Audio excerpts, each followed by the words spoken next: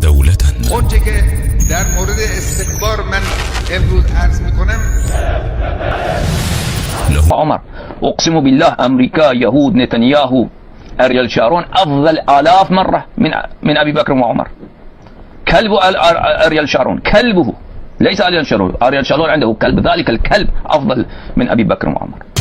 فإذا استطعنا أن نتبين عدم صحة هذه النظرية، إذن البعد النظري في مدرسة الصحابة سوف ماذا؟ المرجعية الأساسية لفهم الدين سوف تنهار.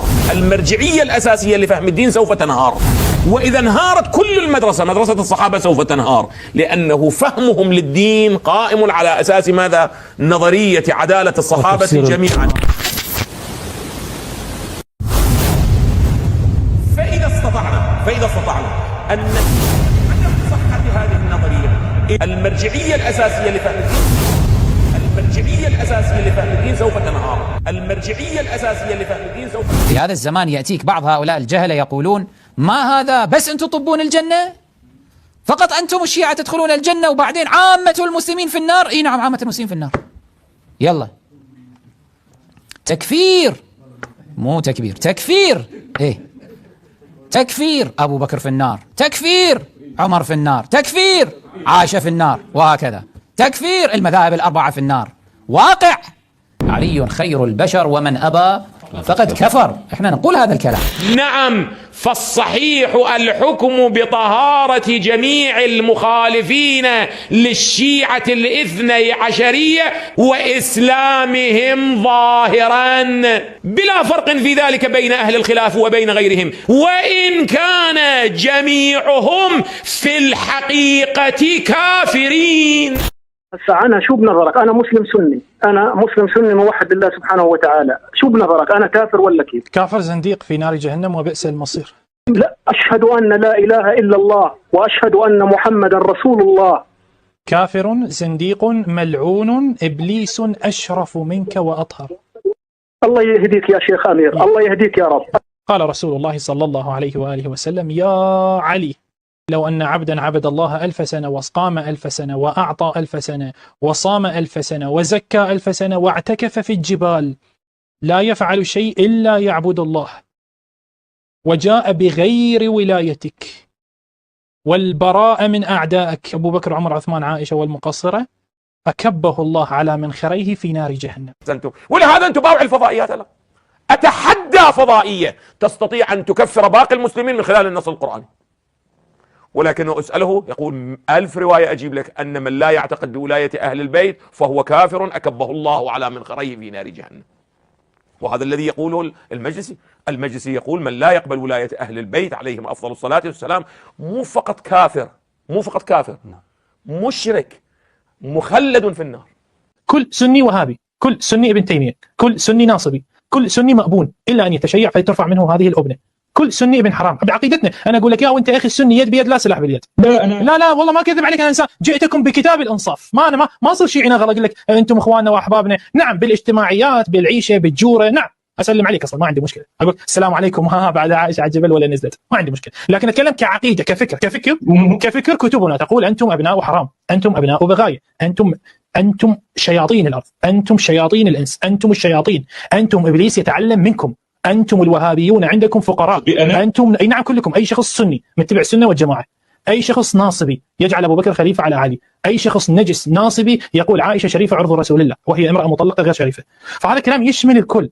هذا أقوله بتعبير الاصطلاح الحوزوي بضرس قاطع، يعني أقطع فيما أقول. لا يوجد عالم شيعي 12 إلا ويحكم بكفر المسلمين جميعا باطنا.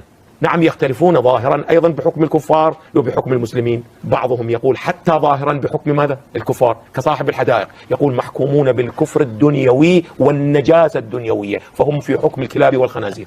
والبعض الآخر اللي هو الرأي المشهور الآن كسيد الخوئي وغير سيد الخوئي من أعلامنا كل فقهانا يقولون نحكم بإسلامهم الظاهري، وإلا بحسب الباطن وبحسب الحشر الأخروي وبحسب البعد الكلامي اتفقت كلمة علماء الشيعة على كفره.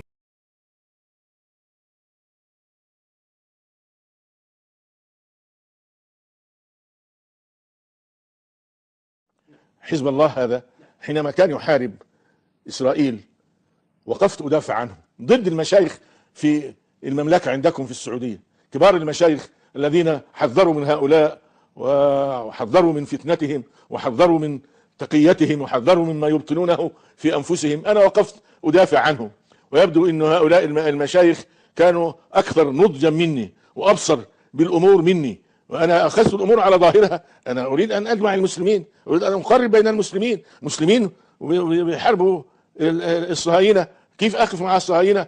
ولكن يبدو أن المشايخ رحمهم الله إذا كانوا موتى وحفظهم الله إذا كانوا أحياء كانوا يعني أبصر مني. هؤلاء الذين دافعت عنهم جاءوا يقتلون إخوانهم في سوريا، كنا نظن أنهم إخوانهم ولكن قالوا لا. أقول لك كانت حزب الله في ذلك الوقت كان بيحارب إسرائيل، وإسرائيل بتحاربوا في جنوب لبنان، فأنا وقفت مع هؤلاء وقلت هم مهما كانوا مسلمين صحيح مبتدعين وعندهم كذا، ولكن بيقولوا لا إله إلا الله وبيعلنوا ولائهم للأمة الإسلامية، فأخذت بالظاهر ووقفت مع هؤلاء، وكان معي كثير من المشايخ وضد بعض المشايخ، ولكن تبينا أن هؤلاء هذا الإسلام الذي يظهرونه ليس إسلاما حقيقيا. كنا نظن أن الشيعة حينما جاء الخميني وأعلن ثورته على الشاه أن هؤلاء جاي ناس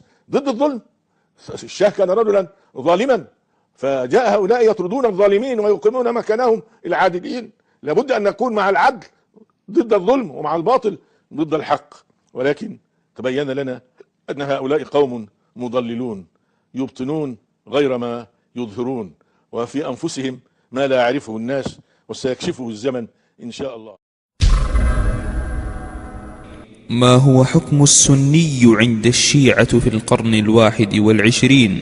الآن الأخ يقول، الدكتور يقول الفقه الشيعي مع العقل.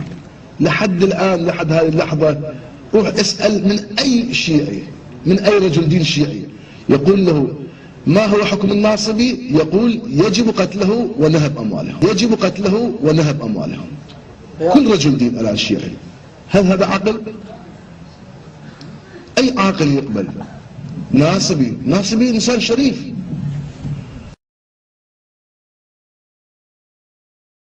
من كتاب المحاسن النفسانية في أجوبة المسائل الخراسانية، تأليف حسين آل عصفور.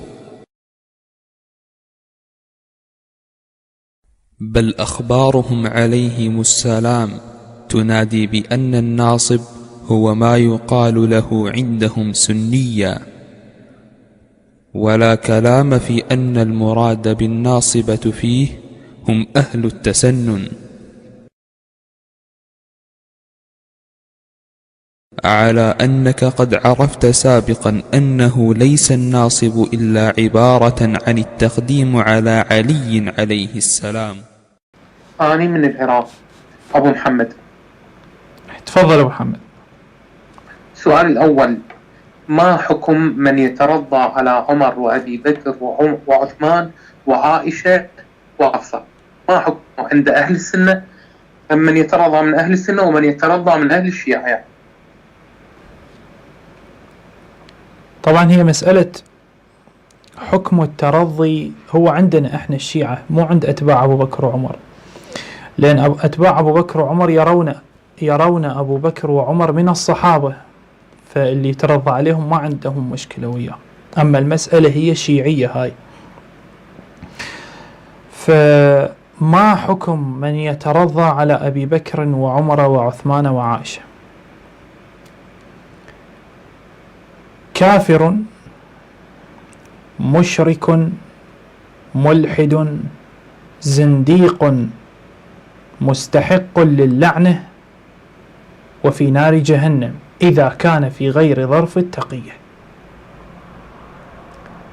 الذي يترضى أو يمدح أو يعظم أو يثني أو يرفع مقام أبو بكر وعمر وعثمان وعائشة، فهو بإجماع الطائفة الشيعية، بإجماع الطائفة الشيعية حكمه منحرف زنديق كافر أشرك بالله لأنه أشرك بعلي، من أهل النار لعنة الله عليه إذا كان في غير ظرف التقية الحقيقي. ظرف التقية مو معناها قاعد بمحافظة شيعية في دولة شيعية تحت جمهور شيعي كبير يترضى على أبو بكر وعمر، هذا مو ظرف تقية. ظرف التقية مو معناها مسوي له مؤتمر وجايب له 2 3 4 من جماعة أبو بكر وعمر ويترضى عليهم حتى ذول يضحكون، لا هذا مو ظرف تقية. ظرف التقية اللي احنا نتكلم عليه ظرف التقية ظرف السيف والقتل، إذا كان في ظرف تقية حقيقي فلا شيء عليه، وإذا كان في غير ظرف التقية فنلعنه ونسبه، وهو عندنا حكمه من أهل النار كافر. لا تعتقد دين الروافض، إنهم أهل المحال وشيعة الشيطان، إن الروافض شر من وطئ الحصى من كل إنس ناطق أو جاني، مدحوا النبي وخونوا أصحابه ورموهم بالظلم والعدوان، حبوا قرابته وسبوا صحبه، جدلان عند الله منتقضان، فكأنما آل النبي وصحبه روح يضم جميعها جسدان، فئتان سالكتان في سبل الهدى بدمي ونفسي ذلك الفئتان، فئتان عقدهما شريعة أحمد لله، فئتان عقدهما شريعة أحمد وهما بدين الله قائمتان. قل إن خير الأنبياء محمد وأجل من يمشي على الكثبان، وأجل صحب الرسل صحب محمد وكذاك أفضل صحبه العمران، رجلان قد خلقا لنصر محمد بدمي ونفسي ذلك الرجلان، وهما اللذان تظاهرا لنبينا في نصره وهما له صهران، بنتاهما أسمى نساء نبينا وهما له بالوحي صاحبتان، أبواهما أسمى صحابة أحمد يا حبذا الأبوان والبنتان، وهما وزيراه اللذان هما بفضائل الأعمال مستبقان، وهما لأحمد ناظراه وسمعه وبقربه في القبر مضطجعان. والله الله كان ما داير، لو كان أبو بكر الصديق وعمر بن الخطاب ما كويسين والله الله ما يوفقني ندفن جنب الرسول مدى الحياة، ما ممكن يدفن جنبه إلا طاهر، شرف النبي حماية النبي تقتضي ذلك. انت لو قلت الناس المدفونين جنبه ده الكعبين معناه رسول الله ده ما عنده معجزة ولا عنده كرامة ولا عنده حفظ عند الله، من حفظ الله ألا يدفن بالقرب منه إلا أبا بكر وعمر شاء الناس أم أبوا، وهما وبقربه في القبر مضطجعان، كانا على الإسلام أشفق أهله، وهما لدين محمد جبلان، أسماهما أزكاهما أعلاهما أوفاهما في الوزن والرجحان، أصفاهما أسناهما أزكاهما أخشاهما في السر والإعلان، صديق أحمد صاحب الغار الذي هو في المغارة والنبي اثنان، أعني أبا بكر الذي لم يختلف من شرعنا في فضله رجلان، هو شيخ أصحاب النبي وخيرهم وإمامهم حقا بلا بطلان، وأبو المطهرة التي قد جاءنا تنزيهها في النور والفرقان، أكرم بعائشة الرضا من حرة